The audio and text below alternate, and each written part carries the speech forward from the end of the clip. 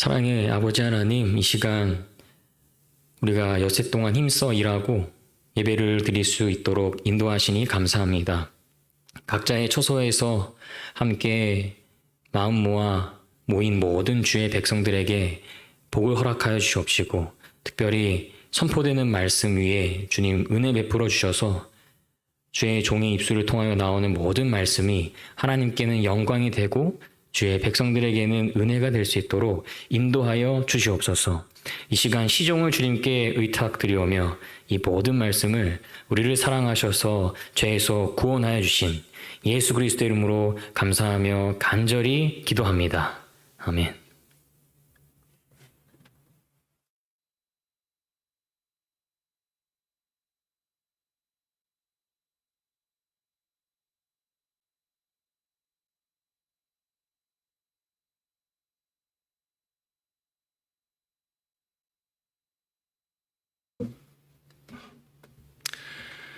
하나님의 은혜와 평강이 넘치는 이 예비료 또한 안식이 되셨으면 좋겠습니다. 하나님께서 이 새로운 안식을 우리에게 허락하심을 통하여 말씀을 통하여 이 세상에서 받았던 해결하지 못하는 수많은 문제와 스트레스를 해결하여 주실 것입니다. 이 말씀이 여러분들의 생명이 되기를 간절히 바라겠습니다. 오늘은 최악을 대하시는 예수님의 자세라는 제목으로 하나님의 말씀을 선포하고자 합니다. 그 전에요, 지난번에 저희가 함께 다루었던 빌라델비아 교회, 그 이야기를 조금 복습을 하고 시작을 하도록 하겠습니다.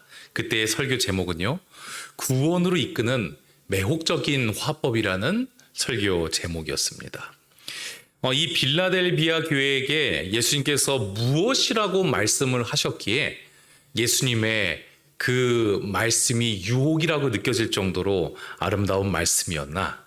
그것은 바로 무엇이었냐면, 이기는 자가 이 빌라델비아 이 지역의 부유한 이 포도 생산지의 이 부유한 곳에서 그곳에서 교인은 사실 부유하지 못하고 하였지만 이 순결함을 지켰던 이 빌라델비아 교인들, 그들이 하나님께서 인정하시는 이기는 자가 되게 되었을 때 하나님 성전의 기둥이 될 것이다 말씀하시고, 결코 다시 나가지 아니할 것이라고 말씀하셨다는 것을 우리는 보게 됩니다. 이게 왜 매혹적인 하나님의 화법인지 우리가 알 수 있는 것이냐면, 오늘날도 이 고대에 많은 유물들을 보게 될 때 남아있는 건 무엇밖에 없어요? 기둥밖에 없고, 이곳이 고산지대면서 이 화산지대였기 때문에 수많은 것들이 이렇게 흔들려도 기둥은 흔들리지 않았다는 것입니다. 그리고 이 빌라델비아 지역에는 이 화산 그리고 지진으로 인하여서 지진이 일어났다 하면 사람들이 나아가서 천막을 들고 나아가서 살 수밖에 없었는데, 기둥이 될 것이니 하나님 나라에서는 너는 다시 나가는 일, 피난하는 일이 없을 것이다라고 말씀하시는 것이 그들에게 얼마나 큰 힘과 위로가 되었을지 우리는 생각해 볼 필요가 있다는 것이죠. 그리고 하나님의 그 약속은 그대로 성취가 되었습니다. 이 소아시아의 수많은 지역들이 무너지고 망가지게 되었을 때 이 빌라델비아만은 굳게 서서 신앙의 가치를 높이 들고 아시아 기독교의 최후의 보루가 되었다라는 것을 우리는 보게 되면서, 예수 그리스도의 이 매혹적인 화법은 말씀만 매혹적인 것이 아니라 성취까지 확실하기 때문에 하나님의 약속은 언제나 매혹적이면서 우리로 하여금 의의 길로 이끌 수 있는 아름다운 말씀이라는 것을 우리가 다시 한번 깨닫게 되었던 것이죠. 자, 이제 마지막 교회입니다. 7교회 중에 마지막인데요. 마지막 교회라서 아쉽기 때문에 이 라오디게아 교회는 2회로 나눠서 하도록 하겠습니다. 내용도 좀 많고요. 그리고 우리의 삶을 다루고 있기 때문에 오늘은 이 라오디게아 교회의 첫 번째 이야기를 다루는 시간을 갖도록 하겠습니다. 이 라오디게아 교인들에게도 하나님께서는 역시나 매우 매혹적인 말씀을 하십니다. 라오디게아 교인들이 이렇게 말씀하셨어요. 이기는 그에게는 내가 내 보좌에 함께 앉게 하여 주기를 하겠다라고 예수님께서 말씀하여 주신 것이죠. 여러분들은 라오디게아 교인들이 맞으십니까? 아니죠.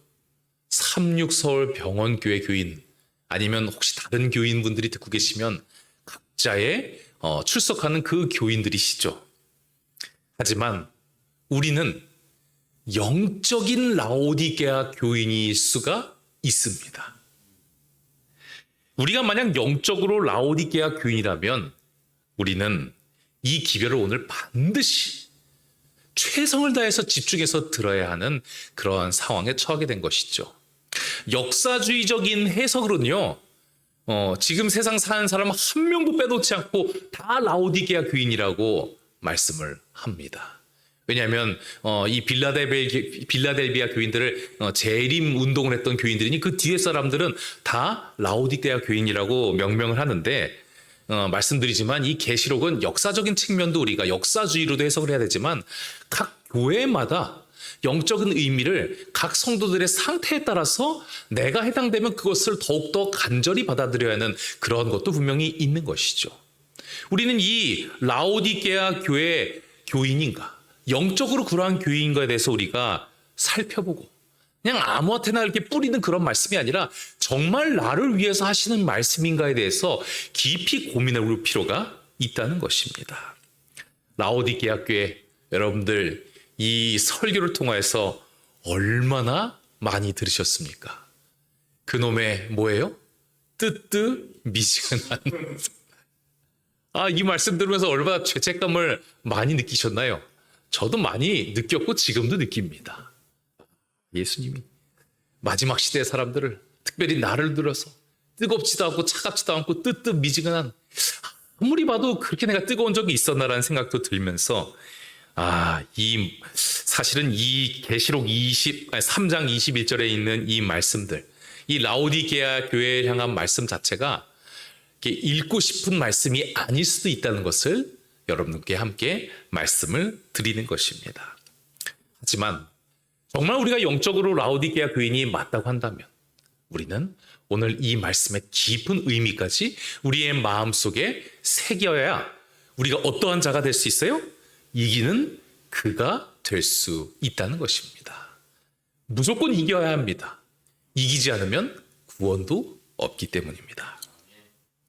그러면 우리가 라오디게아 교인이 맞는지, 영적으로 맞는지 우리가 좀 살펴보겠습니다. 왜냐하면 그 당시 라오디게아와 오늘날 우리의 상황을 좀 비교하다 보면 내가 그 영적인 라오디게아 교인이 맞을 수도 있겠다라고 판단할 수 있기 때문이죠. 그 당시 라오디게아라는 도시는 어떠한 도시냐면 매우 부유한 도시라고 정의가 내려져 있습니다. 섬유 산업이 발전이 되어 있어서요. 이 라오디게아 지역에 사는 사람들은 속된 말로 때깔리 달았다고 합니다. 다른 사람들은 겨우겨우 옷을 패션이 아니라 이렇게 그냥 입을 수밖에 없으니 생존으로서 입는 도시도 많이 있었지만 라오디게아 지역은요, 수많은 사람들이 고급 앙고라 그 재질의 옷들을 입고 다녔던 정말 달랐던 사람들이 바로 그 라오디게아 사람들이었다고 하죠.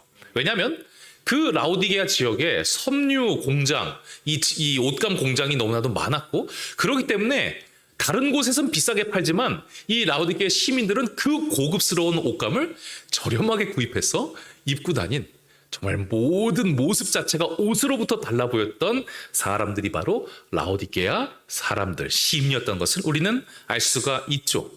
그리고 설교를 통해서 많이 들으시겠지만 그곳에는요, 특별한 이 약 가루를 잘 만들었다고 합니다. 이 약을 잘 어떻게 섞어갖고 귀에다 바르면요, 최고의 이 귀 연고가 되었고요, 눈에다 바르면요, 최고의 안 연고가 되었던 곳.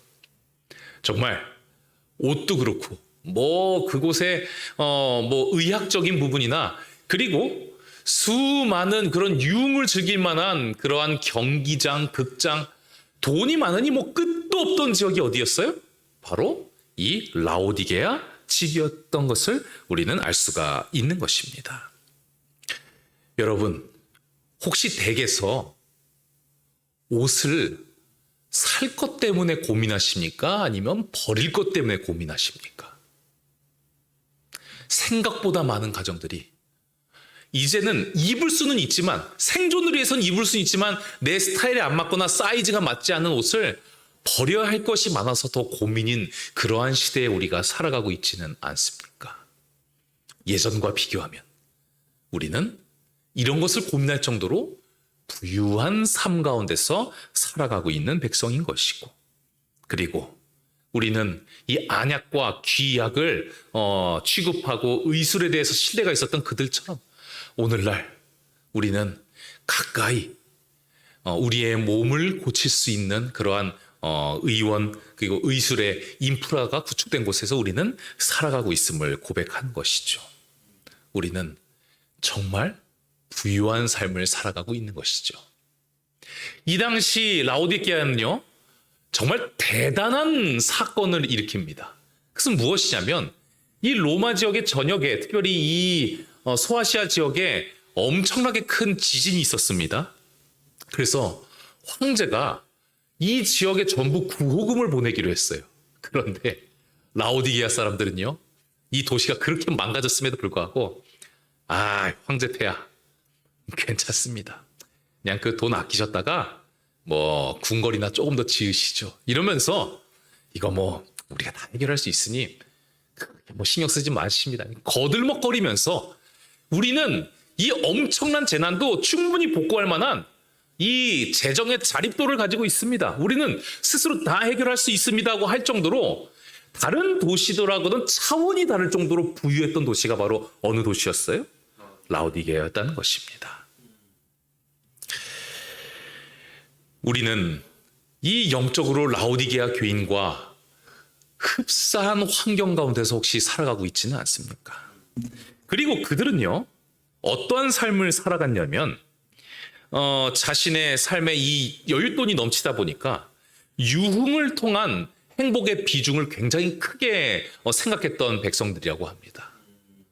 혹시 여러분들의 행복의 기준과 행복의 이 퍼센테이지가 유흥이 생각보다 크시다면, 이 유흥이라는 것이 무슨 뭐 술 마시고 이런 유흥이 아니라 너무 뭐 휴대폰이나 어디나 볼 게 많고 너무 먹을 것이 많고 사는 것은 뭐 스트레스는 많이 받지만 그래도 사는 것은 살 수가 있고 그래도 내가 이 즐길 것을 즐겨야 행복하다. 이 부족한 사람들은 내가 기본만 돼도 행복하다고 말하지만 더 그것에 더 나아가서 즐겨야 행복하다는 그런 생각을 가지고 있는 백성이라면 우리는 그 당시 라오디게아 백성처럼 오늘날 영적인 라오디게아 성도들이 맞다는 것을 인정해야 한다는 것입니다. 너무나도 부유하기에 그렇기에 그 부유함 가운데서 더 큰 행복을 자꾸만 찾으러 나가는 자극적인 것들을 찾아 나서는 그러한 영적 라오디게아 교인들. 만약 이 상황에서 이 모든 조건에 해당되지 않는 분들은 오늘 설교를 건성건성 들으셔도 관계가 없습니다. 그런데 그런 분이 얼마나 계실지는 잘 모르겠습니다. 오늘날 세대 자체가 기본으로 안정은 있고 그 이상의 즐거움, 이전 세대에 비교하면 비교도 되지 않은 안정 가운데 살아가고 즐거움을 추구하는 그러한 영적인 라오디게아 교인들이기 때문입니다. 그렇다면 예수님께서는 이러한 라오디게아 성도들을 어떻게 바라보셨나요? 그 얘기인즉슨 오늘날 영적인 라오디게아 성도들을 예수님은 어떠한 시각으로 바라보고 계실까? 이것이 중요한 부분이죠. 안타깝게도 우리가 잘 알다시피 예수님은 영적인 라오디게아 성도들을 이렇게 바라보고 계십니다. 내가 내 행위를 아노니 내가 차지도 아니하고 더웁지도 아니하도다. 내가 차든지 더웁든지 하기를 원하노라. 내가 이같이 미지근하여 더웁지도 아니하고 차지도 아니하니 내 입에서 너를 토하여 내치리라. 여러분, 이 두 말씀을 통하여서 우리가 하나님께서 라오디게아 교인들을 어떻게 바라보신지에 대해서 한 마디로 정의할 수 있습니다. 그 한마디는요, 놀랍게도 최악이라는 이야기입니다. 두려운 이야기죠. 하나님은 라오디게아 교인들을 봐주면서 최악인 것 같지만 아유 그래도 그 정도는 아니야라고 말씀하지 않으시고요. 사랑의 예수 그리스도는 최악이니까 최악이라고 우리에게 말씀하신다는 것이죠. 왜 최악인지 우리보다 그 당시 라오디게아 성도들이 더 잘 알 수 있는 말씀이었습니다. 왜냐하면 우리가 잘 알고 있는 것처럼요. 이 당시에 라오디게아에는 수원이 없었습니다. 물이 나는 곳이 좋은 물이 나는 곳이 없었죠. 그래서 북쪽에는 히아라볼리 지역에서 이 온천수와 같은 물을 뜨거운 물을 받게 되었고 동쪽으로 골로새에 이 또한 시원한 물을 받게 되었는데 이 히에라볼리의 뜨거운 물과 골로새의 찬물, 온천수가 특별히 만나게 되면 이게 미지근해지면요. 뜨거워도 먹기 힘들고 이 차가워도 먹기 힘들지만 미지근했을 때는 누구도 먹기 힘들 정도의 역한 느낌이 나는 향이 나는 그 물이 바로 이 섞여 있는 라오디게아의 물이었다는 것을 우리는 여러 번 듣지 않았습니까? 토하여 내친다는 것은 최악이라는 하나님의 말씀인 것이죠. 참 무섭고 또 하나님이 우리를 막 질책하고 정죄하는 것 같고 이 뭔가 이렇게 온 몸과 마음이 막 움츠러드는 이러한 무시무시한 말씀. 하나님은 왜 우리더러 영적인 라오디게아 교인이라고 말씀하시면서 왜 이렇게 겁을 주시는 것일까요? 이 사랑의 하나님이면 좀 안 이러시면 안 되나요? 왜 안 그래도 살기 힘든 성도들에게 머리 아프고 그리고 마음이 쪼그라들고 괴로운 이 말씀을 도대체 왜 하시냐는 것이죠. 왜 하나님의 사랑하는 자녀들에게 넌 최악이라고 우리에게 말씀을 하시냐는 것이죠. 우리는 그 하나님의 마음을 이해하는 이 시간이 되어야 할 것입니다. 자, 우리가 여기서 덥다고 하시는 이 하나님의 말씀은 어떠한 영적 상태로 이해해야 하냐면요. 바로 잘 아시는 것처럼 열정적인 신앙 상태입니다. 그리고 차다는요. 이것은 예수님을 믿지 않으면 그냥 시원하게 내팽개치라는 그런 의미 전혀 아닌 거 아시죠? 차다는 것은 신앙을 받아들이기 이전 상태를 말하는 것이죠.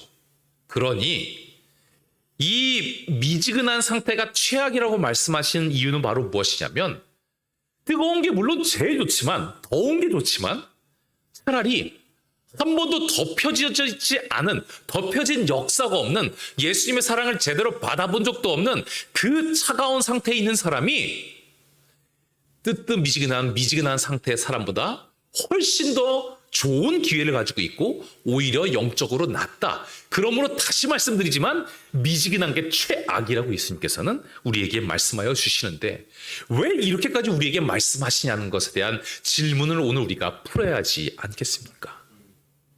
왜 예수님께서 이러한 말씀하셨냐면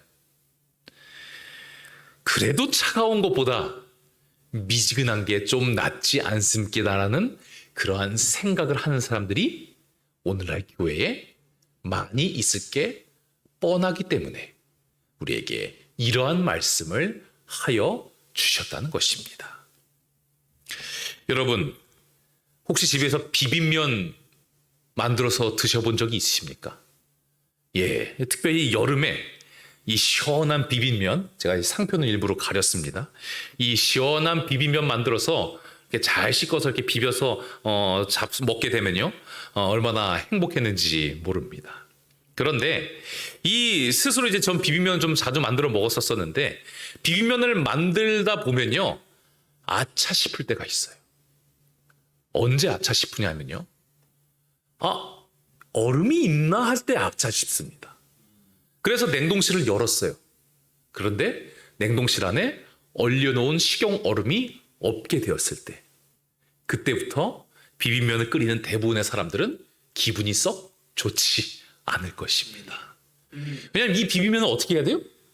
차가워야지 마시는 것이에요. 저희 집은 이 냉온수기도 없기 때문에 적당히 어떻게 시원하게 만들 수 있는 방법조차 없습니다. 그냥 어떻게 하든 간에 아무리 수도꼭지 찬물로 하더라도 여름에는 이것을 미지근한 상태에서 먹을 수밖에 없는 상황이 만들어지게 되는 것입니다. 미지근한 상태에서 이 비빔면을 먹으면요, 차가울 때 느끼지 못했던 뭔가 기름기, 느끼함이 느껴져서 괜히 끓였다라는 그런 생각을 할 수밖에 없는 것이죠.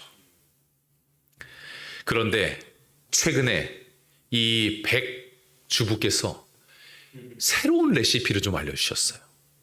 뜨거운 비빔면, 이 비빔면을 잘 어떻게 만들어서 끓여 먹으면 맛있다라는 그러한 이야기를 해주셨는데, 이 후기들을 보니까 너무 맛있대요. 이 차가운 것보다 더 맛있다는 그런 후기들을 많이 보게 되어서 믿어지지 않지만 제가 이 끓이는 비빔면을 만들어서 먹어본 적이 있습니다. 뭐 어렵지도 않아요. 끓이면서요, 거기다가 이제 이 멸치액젓 한 숟갈 넣고 그리고 계란 좀 스크럼블 해갖고 넣으면 끓이는 비빔면이 되는데, 정말로 이 맛 자체가 이 동남아 지역에 가면 먹는 이 볶음 쌀국수, 이 팟타이 그러한 맛이 나면서 어떠한 생각을 하게 되었냐면, 이제 비빔면은 차갑게 못 만들어 먹겠다. 그 정도 생각까지 들었습니다. 저 혼자의 착각이 아니라 저희 주변 분들에게 나만 이런가 해서 좀 만들어서 대접을 해드렸는데, 그분들도 이 차가운 것보다 뜨거운 게 훨씬 맛있군요라는 그러한 대답들을 하여 주시는 것이죠. 제가 왜 설교를 하다가 생뚱맞게 갑자기 비빔면 이야기를 꺼냈을까요? 우리는요, 태생부터가 원래 비빔면 같은 사람이라는 것입니다.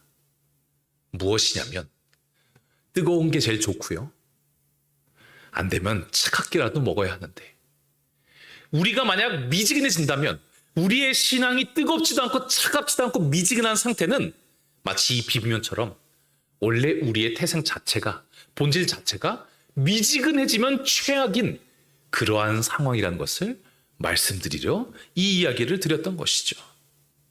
이 미지근한 상태의 이 성도들을 그 당시에 이렇게 이 주석가들은 표현을 합니다. 그들은 경제적으로 풍요롭게 살았으므로 교회가 자급자족하고, 그 당시에 도시와 동일합니다. 지진이 일어나도 자급자족, 교회도 재정이 넘쳐서 자급자족한 매우 안정적이고 풍족한 교회였어요. 그리고 사회활동, 제가 이 지난 6개의 교회 말씀하면서 사회활동 많이 말씀드렸죠.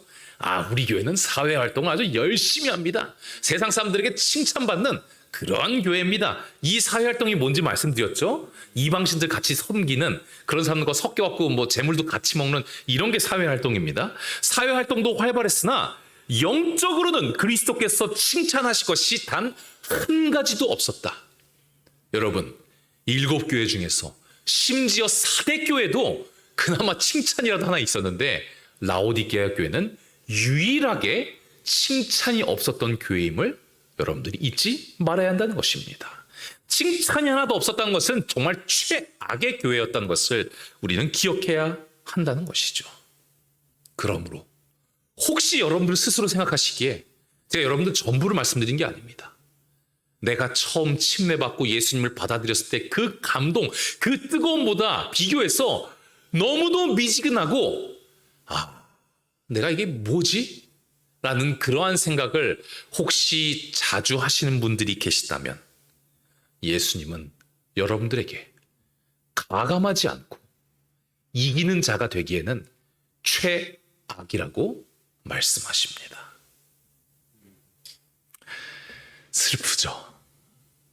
저도 얼마나 두렵고 슬픈 이야기인지 모릅니다. 그런데요, 오늘 설교의 제목이 무엇이었습니까? 최악을 대하시는 예수님의 자세입니다. 다행히도 최악이지만 예수님이 최악을 대하는 자세가 너무도 은혜롭다는 것이 오늘 설교의 핵심입니다.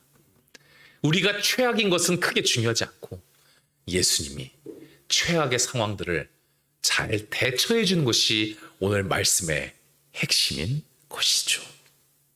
예수님은 이 최악인 당신의 자녀들을 향하여 이렇게 말씀하십니다. 내가 너를 권하노니 내게서 불로 연단한 금을 사서 부유하게 하고 흰 옷을 사서 입어 벌거벗은 수치를 보이지 않게 하고 안약을 사서 눈에 발라 보게 하라.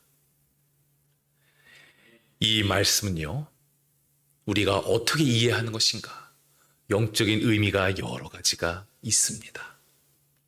우리가 이 말씀을 이해하는 가장 핵심은 무엇이 되어야 하냐면요, 이 뜨뜻미지근함이라는 병을 예수님께서는 불치병이 아니라 난치병으로 보신다는 것입니다.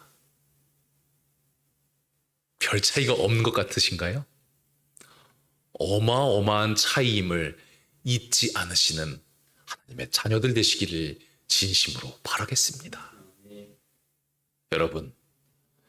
여러분들의 뜨뜻미지근함, 그것을 불치병 정도로 생각하신 적이 있지 않으신가요?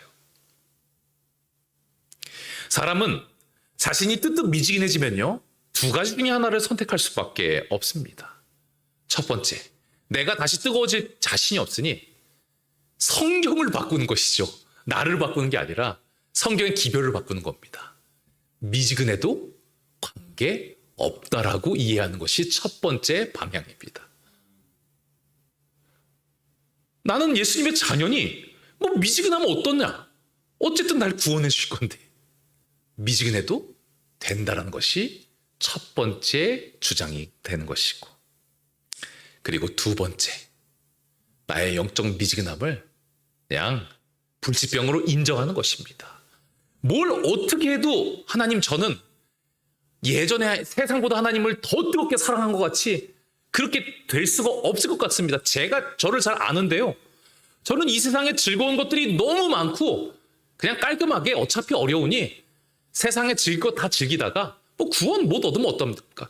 인생 한번 그냥 제대로 즐기다가 그냥 가겠습니다라는 그렇게 깔끔한, 하나님 보시기에는 너무 슬프지만 자기 스스로는 아주 깔끔한, 질척되지 않는 그러한 신앙을 가지면서 저는 어차피 못 변하니 그냥 저 포기하십시오.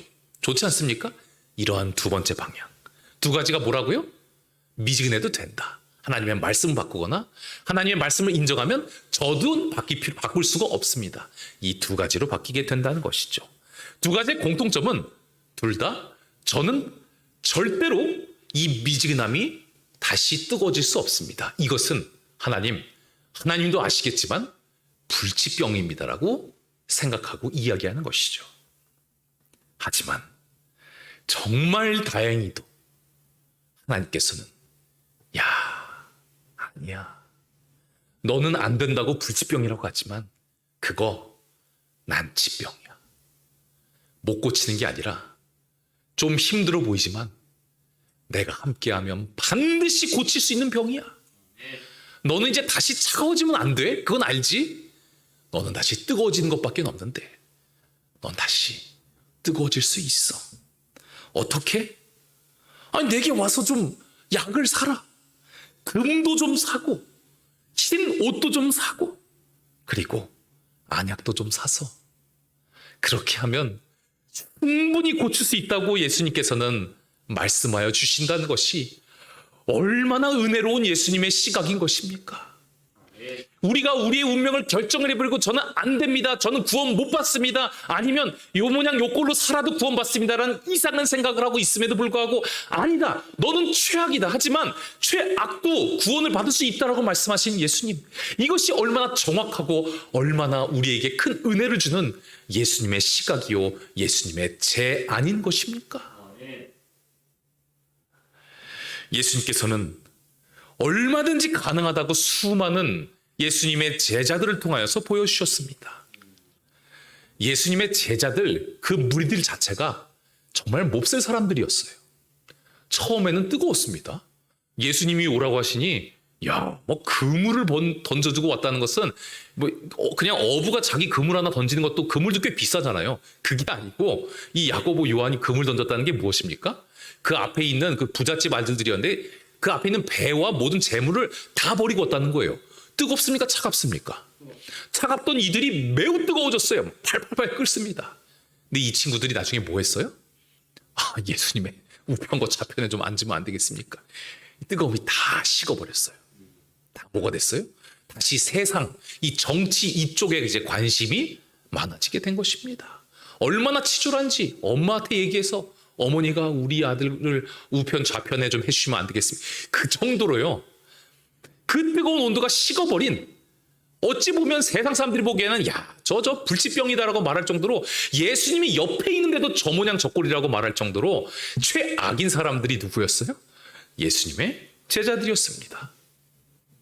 예수님께서 십자가에 달리실 때 예수님 욕하고 다 도망갔습니다. 그나마 요한 한 명은 남았었죠.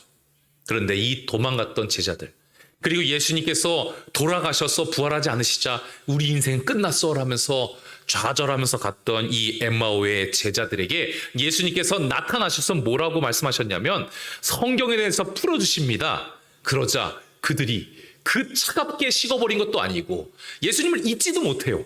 완전히 식은 것도 아니고, 이미 한번 덮여진 사람은 차가워질 수가 없습니다. 예수님에 대해서 알고는 있기 때문에. 이 미지근해져 갖고 최악인 제자들이 뭐라고 얘기해요? 우리 마음이 어떠냐? 뜨겁지 않냐?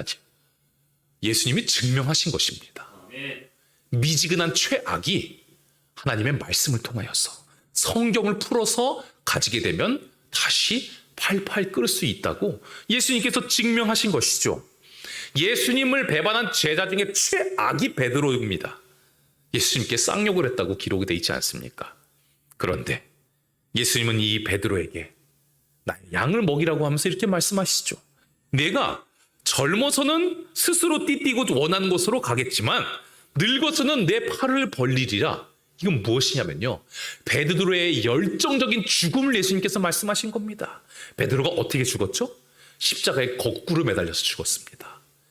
그냥 죽은 것도 아니고 예수님처럼 십자가에 달려서 죽는 것도 열정적인 이 끓는 신앙이라고 할 수 있는데, 제가 어떻게 예수님과 동일한 모양으로 죽겠습니까?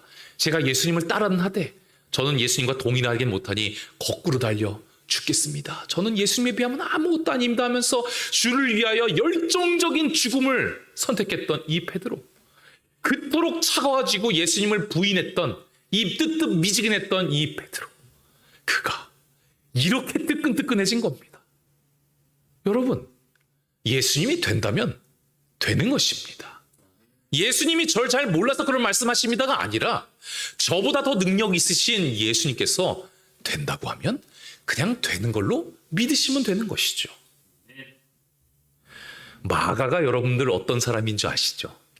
그 어머니가 얼마나 뜨거운 신앙을 가졌는지, 그토록 부잣집이었던 이 다락방까지 가졌던, 다락방이 보통 다락방이 아니라 예수님의 제자들 수십 명의 어떤 말로는 수백 명까지도 모일 수 있는 그러한 다락방을 가지고 있었던, 다락방만 그 크기입니다.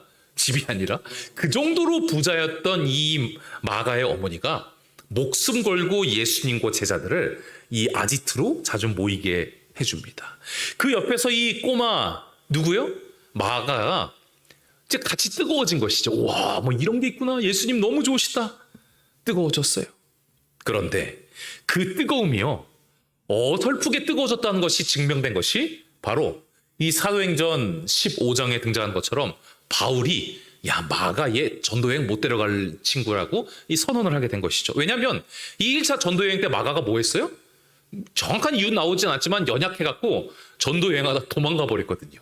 이것은 신앙이 올곧지 않았다는 것을 우리는 또한 볼 수가 있는 것인데, 세상에 자신의 집에서 그렇게 예수님과 제자들이 자주 모이고 많이 모였음에도 불구하고, 뜨거워졌음에도 불구하고 그 뜨거운 마음이 어떻게 된 것이에요? 식었기 때문에 뜨뜻미지근해서 도망간 것입니다. 이처럼 어머니의 뜨거움을 제대로 받지 못하고 예수님의 뜨거움도 받지 못하고 어설프게 뜨거워진 이 최악인 마가, 전도 여행에 큰 피해를 줬던 이 마가가 어떻게 바뀌냐면, 여러분도 잘 아시다시피 내가 올 때에 마가를 데려오라, 이 바울이 옥중에서 한 말이죠. 저가 나의 일에 유익하니라. 지금 마가처럼 옥중에 있는 나를 뜨겁게 보살피고 복음 전파를 하는 친구가 거의 없으니 마가는 꼭 데려오라고 바울이 이야기했던 것은, 뜨뜻미지근한 백성이 예수님을 제대로 만나게 되면 어떻게 될 수 있다는 것이에요? 뜨거워질 수 있다는 이것이 증명되었다는 것을 우리는 보게 되는 것입니다. 최악의 상태의 사람들을 바라보시는 예수 그리스도의 모습이 얼마나 아름다우십니까? 이 최악은요, 충격적이지만 우리가 사실은 충격적으로 받아들일 필요는 또 없습니다. 왜냐하면 이 최악이 사람들이 흔히 생각하는 그 최악이 아닙니다. 저 사람 최악이야. 이거는 어떤 최악입니까? 이 감정적인 최악이에요. 최악이라는 것은 최고로 싫다는 그러한 의미입니다. 사람들이 주로 말하는 최악은 그런 의미로 사용될 때가 많습니다. 하지만 예수님께서 라오디게아 백성들에게 말했던 그 최악은 그러한 최악이 아니라 이 이기는 자가 될 수 없는 최악의 상태에 빠져 있는 내 자녀들을 어떻게 구원할 수 있을꼬? 너무 사랑하기에 그 상태가 최악인 것을 알려줬던 그 최악이 예수님이 영적인 라오디게아 백성들에게 전해주는 최악의 의미인 것입니다. 그러므로 예수님이 여러분들을 싫어하는 것이 아니라 여러분들의 그 구원을 누구보다도 걱정하는 모습의 예수님임을 우리는 잊지 말아야 한다는 것이죠. 우리는 예수님께 진정한 감사를 드리는 백성이 되어야 할 것입니다. 최악의 상태를 가감하지 않고 우리에게 보여주시고 고칠 수 있는 난치병이라고 말해주시는 그분. 그 예수 그리스도의 말씀을 생각하며 우리는 어떠한 삶을 살아가야 할까요? 결론은요, 예수님의 말씀처럼 좀 사시기 바랍니다. 예수 그리스도의 희생의 말씀을 좀 사세요. 예수 그리스도의 흰옷, 그리스도의 그 의의를 좀 사시기 바랍니다. 아니야, 무엇이 옳고 그른 것인지 이 땅의 기준이 아니라 하늘에서 보기에 무엇이 옳고 그른 것인지, 무엇이 썩어 문드러질 것이고 무엇이 영원할 것인지 그 안약을 발음을 통해 좀 사시기 바랍니다. 근데 뭐 어떻게 사야 할까요? 분명히 사라고 말씀하셨잖아요. 그런데 이것은요, 사실 이사야 55장 1절에 있는 말씀, 이 요한계시록은 수많은 구약의 말씀들을 차용해서 사용하는 말씀인 거 다들 알고 계시죠? 이사야 55장 1절에는 이런 말씀이 기록이 되어 있습니다. 돈 없는 자도 오라. 너희는 와서 사 먹되 값없이 와서 포도주와 젖을 사라. 그런데 좀 말이 안 맞지 않나요? 돈 없는 자는 와서 얻어먹으라가 아니고 끝까지 이 사라는 표현을 쓰신 이유가 무엇일까? 여러분, 공짜라고 다 그냥 얻는 건 아니라는 것을 잘 알지 않으십니까? 무엇이냐면요, 제가 저희 아이들을 데리고 예전에 자주 가던 고급 뷔페집이 있습니다. 바로 떡볶이 뷔페집인데요. 거기 가면요, 아이들은요, 돈 한 푼 안 내고 공짜로 다 먹습니다. 뭐 떡볶이, 뭐 라면 사리에, 뭐 거기 가면 오뎅에, 그리고 계란, 먹고 싶은 만큼 공짜로 다 먹습니다. 그런데 그게 공짜라고 안 산 건가요? 산 거죠. 나는 안 산 거지만, 나는 값을 치르지 않았지만 거래가 있었음을 말하는 것이 바로 이 산다는 단어의 의미인 것입니다. 우리가 그 예수님의 금과 흰옷과 안약, 구원받을 수 있는 이 이기는 자가 될 수 있는 방법들을 얻을 수 있는 것은 그냥 얻는 것이 아니라 예수님의 보혈이 있었기 때문에 우리가 얻는 것이므로 이것은 거래가 있었으므로 산다는 표현을 하게 되는 것이죠. 두 번째 의미는요, 가만히 있어서는 아무것도 안 된다는 의미입니다. 아무리 금이 있고 흰옷이 있고 안약이 있을지라도 내가 집에 가만히 있으면, 가면 공짜로 얻지만 집에 가만히 있으면 절대로 그것을 나의 것으로 만들 수 없다. 결국 나는 이기는 자가 될 수 없으며 뜨거운 자가 될 수 없다는 것. 그것이 바로 구태여 공짜인 것을 사라고 말씀하시는, 우리에게 순종과 열정을 요구하시는 예수 그리스도의 분명한 명령임을 우리는 잊지 말아야 한다는 것이죠. 그러므로 제발 공짜인, 하지만 공짜는 아닌 예수 그리스도의 이 희생, 아름다운 사랑의 이 말씀을 좀 자주 읽으시고 묵상하시기 바랍니다. 그것이 나의 것이 될 때까지. 정말 희생이 아름다운 것이구나. 예수님은 참 아름다우심으로 누가 뭐라고 하지 않아도 내가 자연스럽게 희생을 할 만큼 나를 위한 삶이 아니라 하나님과 불쌍한 이웃들을 위하여 사는 그러한 백성이 될 수 있을 만큼 충분히 예수 그리스도의 이 금을 사시게 되는 여러분들이 되시기를 바랍니다. 그리고 흰옷을 좀 많이 가져와서 좀 입으세요. 예수님께서 우리를 의인이라고 칭한 그 놀라운 기별들 자꾸만 먹고 입으셔야 합니다. 내가 이 모양 이 꼴이라도 예수님 나를 의인이라고 하셨지. 나를 보혈로 이 의의 옷을 입혀주셨지. 그래. 예수님 덕분에 나 혼자는 안 되지만 예수님 덕분에 나는 구원받을 수 있어. 나는 벌거벗은 게 아니라 구원받는 그런 백성이 될 수 있을 것이야. 이렇게 끝도 없이 예수 그리스도의 흰옷을 입고 사셔야 합니다. 그리고 세상 사람들 철학이 아무리 옳다고 하더라도 예수님 보시기에 아니다, 예수님 보시기에 옳지 않다라고 한 것은 그것이 아닌 것을 인정하고, 예수님이 하지 말라고 한 것들도 많이 먹으시고 눈에 바르셔서 영적인 눈의 건강을 챙기셔야 한다는 것입니다.